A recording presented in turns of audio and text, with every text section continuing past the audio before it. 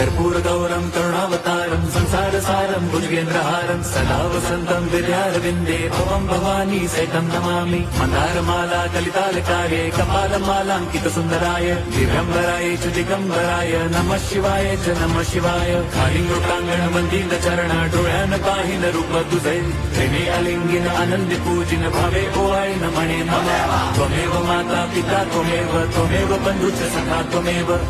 विद्या द्रवणं त्वमेव